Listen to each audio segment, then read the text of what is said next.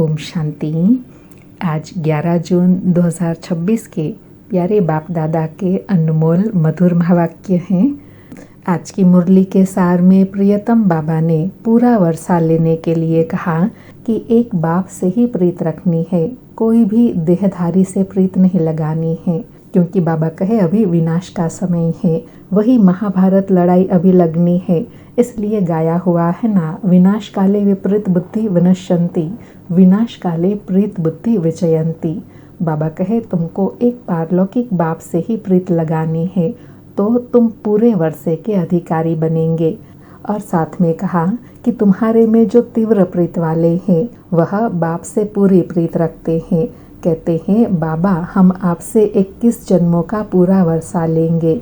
वह समझते हैं एक बाबा ही सत्य बताते हैं, इसलिए एक बाप से ही प्रीत रखते हैं।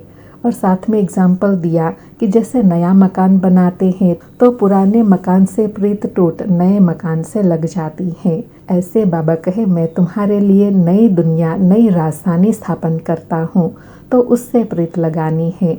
और अटेंशन दिलाया कि बाबा समझाते हैं दिन प्रतिदिन वायुमंडल खराब होता जाएगा, देखते हो कितने हंगामे होते हैं। अभी तुमको स्मृति रहनी चाहिए, हम जाएंगे अपने घर, फिर नई दुनिया में आएंगे तो नई दुनिया को अर्थात बाप और वर्षे को याद करना है। और कोई को भी मित्र संबंधी आदि को याद करने से कुछ मिलेगा नहीं, इसलिए एक बाप से ही प्रीत रखनी है जो पूरे वर्षे के अधिकारी बनाते हैं। और गीत की स्मृति दिलाते कहा कि तुम हो भोलेनाथ के बच्चे अर्थात शिव के बच्चे। आत्माएं सब सुन रही है इन कानों द्वारा, अभी तुम बच्चे आत्म अभिमानी बने हो।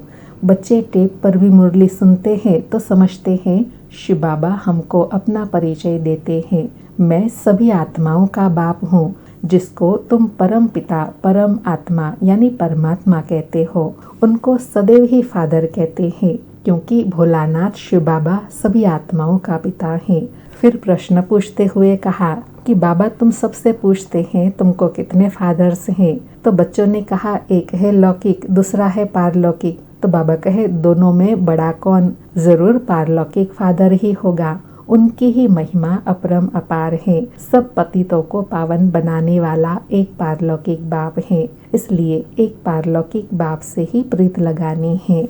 और साथ में कहा कि भारत तो अविनाशी खंड है, क्योंकि अविनाशी बाप का बर्थ प्लेस है। बाप आते ही तब हैं जब पुरानी दुनिया खत्म होनी है, और फिर जन्म वहाँ लेते हैं जहाँ कभी खत्म नहीं होना, अर्थात कभी अकाले मृत्यु नहीं होगी। और कहा कि अब यह नाटक पूरा होता है, सबको वापस घर जाना है, तुमको बाप राजयोग सिखा रहे हैं। यह है सबकी कयामत का समय अर्थात मौत का समय, इसलिए एक ईश्वर से प्रीत लगानी है। फिर स्पष्ट करते हुए कहा कि ऐसे नहीं समझो कि भोग के दिन जो अमृत पिलाते हैं वह तो मीठा पानी है, बाकी है ज्ञान की बरसात। ज्ञान अमृत अर्थात बाप जो सृष्टि के आदि मध्य अंत का ज्ञान देते हैं, 84 जन्मों का ज्ञान देते हैं, आकर मनुष्य से देवता बनाते हैं, जिससे आत्मा में परिवर्तन होता है। वास्तव में महिमा इस ज्ञान अमृत की है।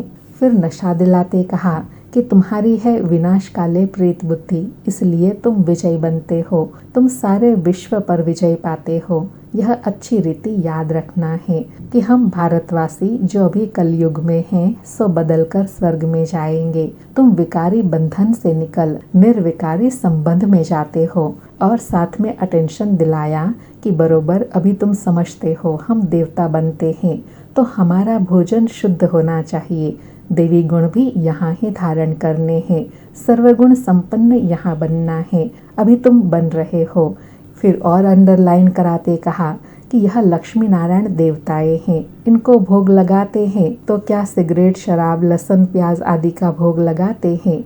नहीं। तो बाबा कहे यह कोई देवी चीज नहीं है, इसलिए बाबा कहते हैं यह सब आदतें छोड़ दो तो सदगति होंगी। बच्चों को समझानी दी जाती है, तुम छी चीजें खाते हो तो बांस आती है, तुमको तो यहाँ सच्चा वैष्णव बनना है। फिर और प्रीत बुद्धि बनने के लिए कहा कि तुम ब्राह्मण ही प्रीत बुद्धि हो, क्योंकि यथार्थ रीति बाप को जानते हो। बाप को यथार्थ जानेंगे तब तो प्रीत होंगी। बाप को सृष्टि चक्र को जान तुम फिर औरों को समझाते हो।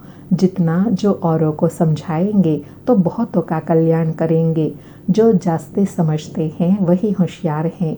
ऊंच पद भी वही पाते हैं। सर्विस कम करते हैं तो पद भी कम पाएंगे। फिर स्मृति दिलाई कि तुम यहाँ ईश्वरीय संतान हो। तुम्हारा यह सर्वोत्तम जन्म है। देवताओं से भी तुम उत्तम हो। तुम औरों को भी उत्तम बनाने वाले हो। यह है बेहद के बाप की मिशनरी। तुम जानते हो हम शूद्र से अब ब्राह्मण बने हैं। तुम अभी जीते जी मरते हो, फिर जाकर देवता बनेंगे, अर्थात ब्राह्मण से देवता बनते हो। बाबा कहे जब तुम आत्माएं पवित्र बन जाएंगी तो फिर शरीर भी पवित्र मिलेगा। प्रकृति के 5 तत्व भी सतो प्रधान होंगे। कोई उपद्रव आदि नहीं होगा। फिर ड्रामा को समझाते कहा कि यह बाजोली है ना, अभी ब्राह्मण से फिर देवता, क्षत्रिय, वैश्य, शूद्र बनेंगे, फिर ब्राह्मण बनेंगे। इसको चक्र कहा जाता है। अभी तुम ब्राह्मण वर्ण में हो। यह नॉलेज अभी है, फिर तो प्रारब्ध मिल जाएंगी। फिर सतयुग में सदा सुखी रहेंगे 21 जन्म। अब प्रीत बुद्धि बन एक बाप से पूरा वर्षा लेना है। और लास्ट में विशेष कहा कि बाप आकर फिर देवी संप्रदाय बनाते हैं। बाप आते हैं भूतों से छुड़ाने, तो बाबा अपने साथ योग लगाई देवता बनाते हैं। गुरु नानक ने भी महिमा गाई है ना कि परम पिता परमात्मा ने मनुष्य को देवता बनाया। इसलिए कहते हैं मनुष्य से देवता किए करत न लागे वार। वही बाप आकर पतितों को पावन बनाने वाला है। सुनते हैं प्यारे बाप दादा के अनमोल मधुर महावाक्य। आज बाबा कहे मीठे बच्चे, पूरा वर्षा लेने के लिए बाप से पूरी प्रीत रखो। तुम्हारी प्रीत किसी भी देहधारी से नहीं होनी चाहिए। मीठे बच्चे, पूरा वर्षा लेने के लिए बाप से पूरी प्रीत रखो। तुम्हारी प्रीत किसी भी देहधारी से नहीं होनी चाहिए। आज मुरली से प्रश्न है, जो अपने देवी संप्रदाय के होंगे उनके सामने कौन से अक्षर घूमते रहेंगे? जो अपने देवी संप्रदाय के होंगे उनके सामने कौन से अक्षर घूमते रहेंगे? उत्तर में बाबा कहे, जब तुम उन्हें बताएंगे कि बाप को याद करने से विक्रम विनाश होते हैं और देवी देवता धर्म की स्थापना होती है, तो यह अक्षर उनके सामने घूमते रहेंगे। अर्थात यह बाबा के महावाक्य सुनकर उनकी बुद्धि में यह ज्ञान घूमता रहेगा। बाबा कहे उनकी बुद्धि में आएगा हमें देवता बनना है, इसलिए हमारा खान पान शुद्ध होना चाहिए। आज मुरली में गीत बजा, भोलेनाथ से निराला कोई और नहीं, ऐसे बिगड़ी को बनाने वाला कोई और नहीं।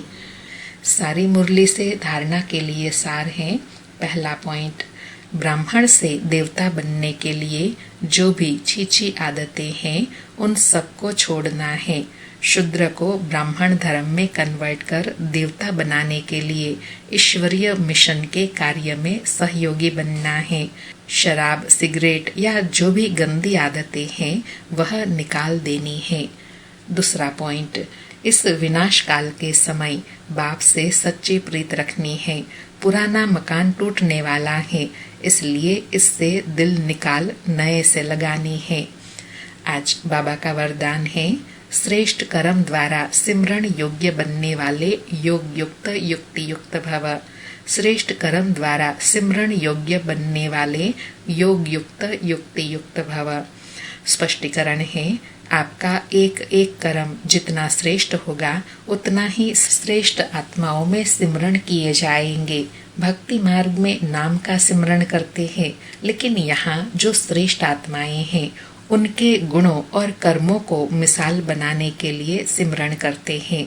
तो आप श्रेष्ठ कर्मों के आधार पर सिमरण योग्य बनते जाएंगे।